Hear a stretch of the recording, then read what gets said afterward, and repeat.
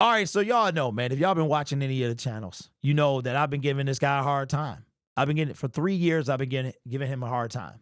And a lot of y'all was talking about it wasn't him, it was the personnel. You might be on to something. That's Aaron Glenn. Now, the Detroit Lions, I'm gonna sound like, you know what I'm gonna be today? I'm gonna be this gonna sound like James Houston's pants after the game. If y'all don't know, James Houston said he said in some Gatorade. I'm not too sure about that, but he played very well. We're gonna talk about him a little bit as well. But he had on a fresh pair of pants after the game was over. But we're going to talk about Aaron Glenn. And Aaron Glenn, I got to give him his flowers. I got to give him his flowers because he is coaching with what he has. And you know me, I've held everybody accountable on this team, from Dan Campbell to the coaching staff to the players to Brad Holmes, right? Aaron Glenn hasn't always made the best decisions, but neither has Ben Johnson. But Ben Johnson, to me, has probably had a lot more to work with than Aaron. You know, probably. He's had more to work with. Aaron Glenn has been, up until this season, I mean, we've literally been going to the scrap heap. And I'm not trying to be disrespectful. It's not necessarily a bad thing. Alex Anzalone.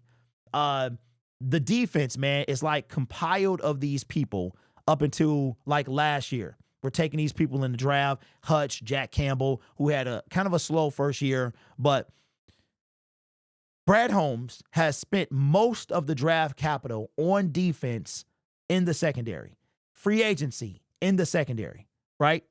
Between the draft and free agency, the secondary is where most of our assets have gone on defense.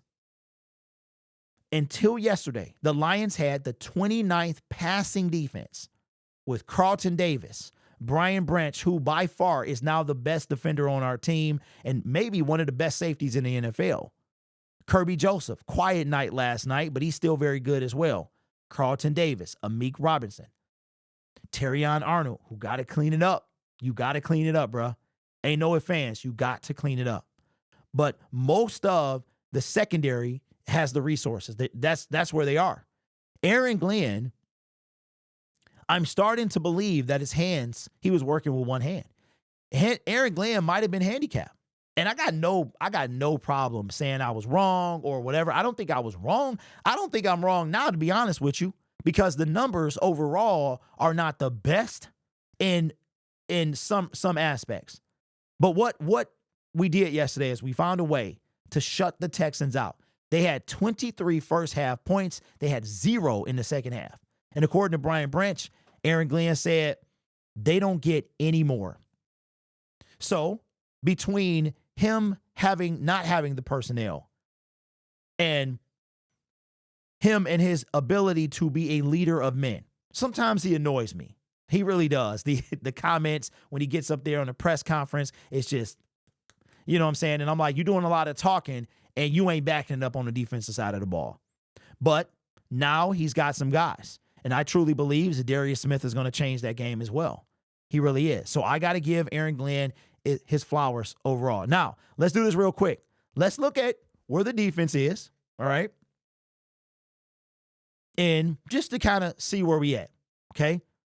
So total yards. This is your total defense. They go by yards. They don't go by points per game. Now, at the end of the day, we win, and that's really all that matters. So here's the Lions' total defense. I don't know where that is. I didn't count. But that's outside of the top. That's probably out of the top 10, but inside of the top 15. That's total defense. That's not bad. That's middle of the league. Passing yards, same thing here. We are at the bottom of the league. So there's only 4 teams worse than us. So that means that we still have, 32, 31, 29. Now we have 0.2 of a point. We now have the 28th passing defense. And that's after yesterday's game. If we look at rushing yards, I think we dropped here as well. No, we went up. We were 7. Now we are 6.